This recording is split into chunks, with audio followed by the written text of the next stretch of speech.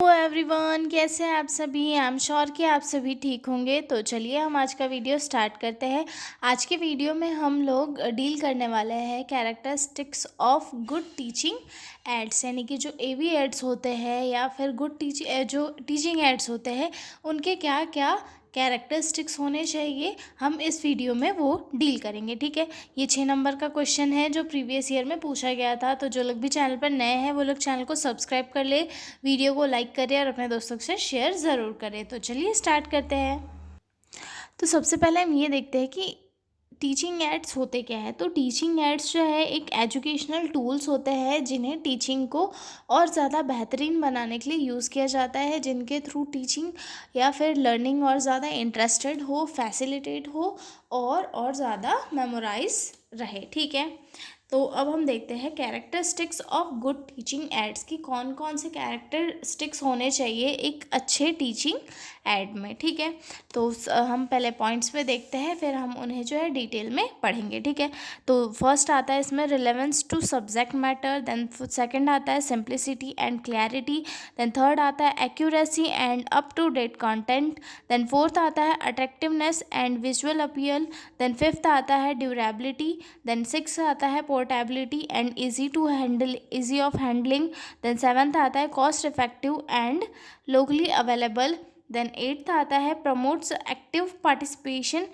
Then ninth आता है multi sensory involvement, then tenth आता है एज एंड ग्रेड अप्रोप्रिएटनेस। ठीक है, तो फर्स्ट वाला देखते हैं, relevance to the subject matter. ठीक है, जो भी एवी एड हम यूज़ कर रहे हैं टीचिंग के लिए, तो वो सबसे पहले तो उसके पर्टिकुलर सब्जेक्ट से मैच खाना चाहिए।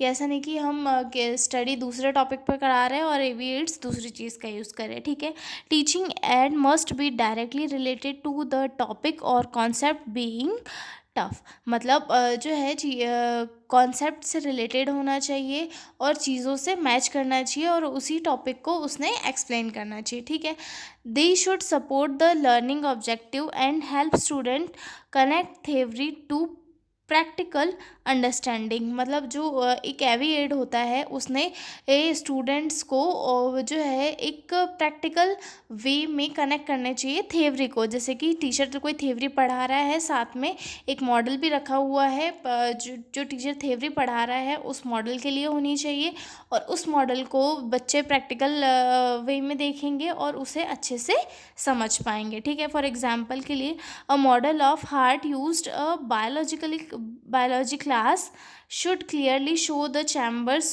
valves and blood flow path.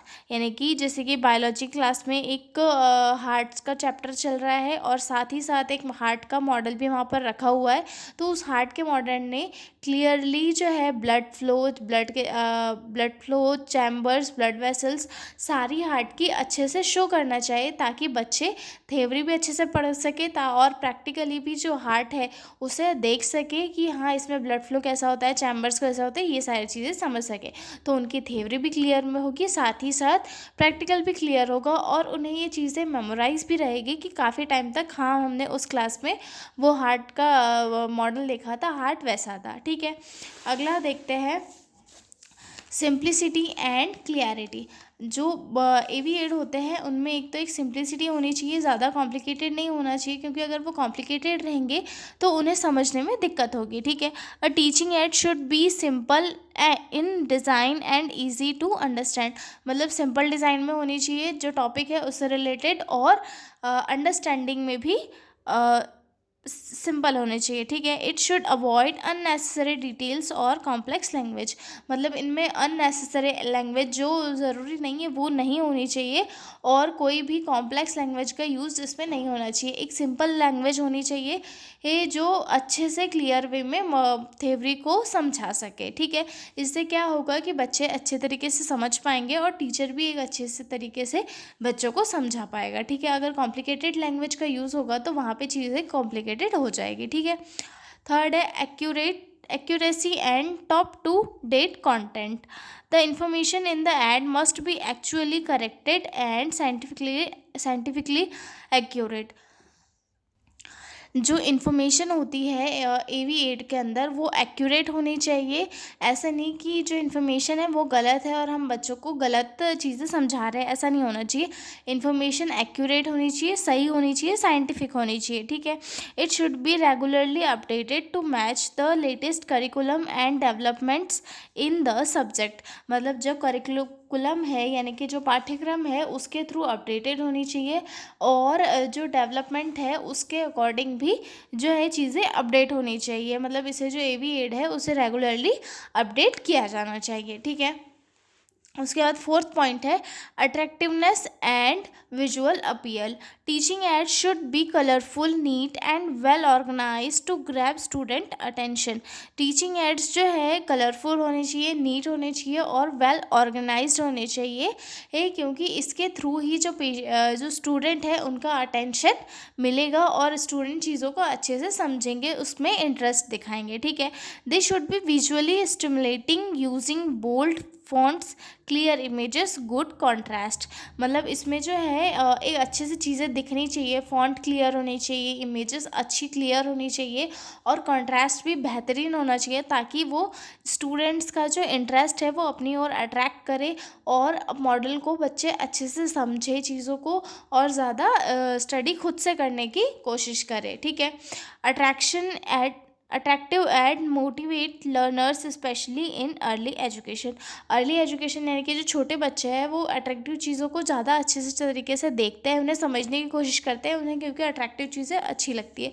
तो एवी एड्स जो है अट्रैक्टिव होना चाहिए ताकि लर्नर जो है उसकी तरफ अपना इंटरेस्ट दिखाए और अपने आप को वो उसे स्टडी करने के लिए फोर्स करे, ठीक है। अगला पॉइंट आता है ड्यूरेबिलिटी। ड्यूरेबिलिटी दैट मीन्स कि जो एवी एड है वो लॉन्ग टर्म होनी चाहिए। The aid should be made from strong long lasting materials specially for repeated classroom use. जो एवी एड्स है वो काफ़ी लॉन्ग टर्म यूज़ होने चाहिए कि जो है एक बार क्लास में बता दिया, फिर सेकेंड टाइम दूसरी क्लास में बता दिया, देन थर्ड टाइम दूसरी क्लास में बता दिया, तो जो है बार बार यूज़ होने से चीज़ें जो है और ज़्यादा अच्छी होती है। साथ में अगर टीचर ने एक बार किसी मॉडल को एक्सप्लेन किया तो वो दूसरी बार भी उस मॉडल को अच्छे से एक्सप्लेन कर पाएगा। तो जो एवी एड होते हैं वो उनका मटेरियल स्ट्रॉन्ग होना चाहिए और लॉन्ग लास्टिंग होना चाहिए, ठीक है। It should B withstand handling, storage and transportation without damage. मतलब इन्हें जो है सिंपल इनकी हैंडलिंग होनी चाहिए, अच्छे से इन्हें स्टोर किया जाना चाहिए और इन्हें इनका जो ट्रांसपोर्टेशन है वो विदाउट किसी डैमेज के होना चाहिए, ठीक है। उसके बाद आता है portability and easy handling. Teaching aid should be light weight and easy to handle, easy to carry और display in the classroom. Teaching aid जो है लाइट वेट होने चाहिए और कैरी करने के लिए इजी होने चाहिए और इन्हें अगर क्लासरूम में दिखा रहे हैं तो वहाँ पर डिस्प्ले करने के लिए कोई ज़्यादा एफर्ट नहीं लगाने चाहिए, ठीक है। A teacher should be able to use them without requiring much effort और टेक्निकल नॉलेज। टीचर मतलब जो एवी एड्स होते हैं उनको यूज़ करना इतना ईजी होना चाहिए। एक अच्छे एवी एड को यूज़ करना इतनी इजी होनी चाहिए कि टीचर को उसे यूज़ करने के लिए ज़्यादा एफर्ट ना लगाना पड़े, ज़्यादा कोई टेक्निकल नॉलेज का यूज़ नहीं करना पड़े, ठीक है। फॉर एग्जांपल के लिए flip chart is easy to carry and set up during class. मतलब फ्लिप चार्ट कितना इजी होता है कि उसे कैरी कर लो, रख भी लो और क्लास में उसे फ्लिप करके जो है एक्सप्लेन कर लो, ठीक है। अब सेवन्थ आता है cost effective and locally available. Good aids should be affordable and when possible made from locally available materials. मतलब जो गुड एवी एड्स होते हैं उन्हें लोकली अवेलेबल मटेरियल से फॉर्म होना चाहिए। दैट मीन्स कि अगर कभी नहीं हो तो हम जल्दी से जाकर मार्केट से सामान ले आए और उन्हें बना लें। ऐसा नहीं कि उनमें कोई ज़्यादा मटेरियल लग रहा है जिसकी वजह से जो है ईजीली बन नहीं पा रहे हैं, ये सारी चीज़ें नहीं होनी चाहिए। Cost effectiveness is specially important. Cost effectiveness भी काफ़ी इंपॉर्टेंट होती है क्योंकि टीचिंग के लिए हर कोई चीज़ें हर कोई अफोर्ड नहीं कर पाता है, तो अगर वो कॉस्ट इफ़ेक्टिव है तो हर कोई इंसान जो है उसे अफोर्ड करके यूज़ कर सकता है और अपनी टीचिंग स्किल्स को और ज़्यादा बेहतरीन बना सकता है, ठीक है। अगला पॉइंट है प्रमोट्स एक्टिव पार्टिसिपेशन, ठीक है। Effective teaching ads should encourage student interaction, questioning and hands on learning. जो इफेक्टिव टीचिंग एड्स होते हैं उन्हें दूसरे स्टूडेंट्स को इनकरेज करना चाहिए कि वो भी जो है लर्निंग में और टीचिंग में पार्टिसिपेट करें, ठीक है। Aids like flash card, charts और models allow student to touch, move और label parts, leading to better engagement. मतलब फॉर एग्जांपल के लिए हम देखें कि AV8 फ्लैश कार्ड हो गया। फ्लैश कार्ड जो है हम क्लास में एक प्रेजेंटेशन के टाइम अपने क्लासमेट्स को देते हैं और वो उनको देते हैं। उसके बाद हम उनसे पूछते हैं कि मैंने आपको दिया था उसमें क्या है, आप समझाइए। तो उससे क्या होता है कि जो दूसरा पर्सन भी है वो उसमें इंगेज होता है, मतलब टीचिंग की प्रोसेस में इंगेज होता है और उसका भी इंटरेस्ट बिल्ड होता है। तो एक अच्छे AV8 को जो है दूसरे स्टूडेंट को भी स्टडी में पार्टिसिपेशन के लिए इन्वॉल्व करना चाहिए, ठीक है। उसके बाद अगला पॉइंट आता है multi sensory involvement. Aids that appeal to more than one sense, sight, hearing, touch are more effective in learning. मतलब कि इनमें जो है मल्टी सेंसरी इन्वॉल्वमेंट होना चाहिए AV8 में, कि जैसे कि कोई वीडियो है वो किसी साइंस एक्सपेरिमेंट का जिसमें कि विजुअली भी दिखाई दे रहा है और ऑडियो भी चल रहा है। इससे क्या होगा, एक बेहतर क्लास होगी, बेहतर क्लास के साथ चीज़ें मेमोराइज रहेगी और बच्चों को ज़्यादा अच्छे से समझ आएगा, ठीक है। अगला पॉइंट आता है age and grade appropriateness. The aid should be match the material level, learning ability and interest of the learners. मतलब जो AV8 है या फिर टीचिंग मटेरियल है वो किसी भी लर्नर की एज के अकॉर्डिंग होना चाहिए। ऐसे नहीं कि तुम 4th क्लास का बच्चा है उस पर 10th क्लास का AV8 ला के समझा रहे हो तो उस बच्चे को समझ नहीं आएगा।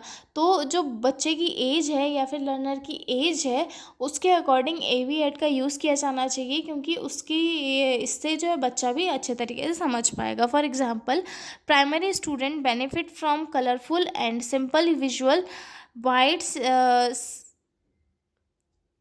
from colorful and simple visual white, senior student में require detailed diagram and charts।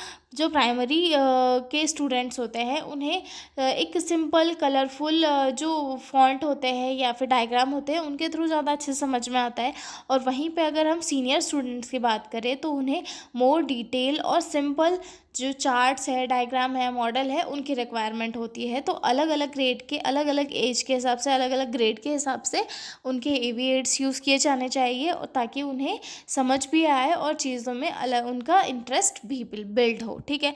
तो हमने देखे कैरेक्टरिस्टिक्स ऑफ गुड AV8। अगले वीडियो में हम लोग देखेंगे इसके पर्पस कि इन्हें यूज़ क्यों किया जाता है, ठीक है। और उसके बाद हम लोग देखेंगे टाइप्स ऑफ AV8। तो मिलते हैं अगले वीडियो में, तब तक ले बाय बाय।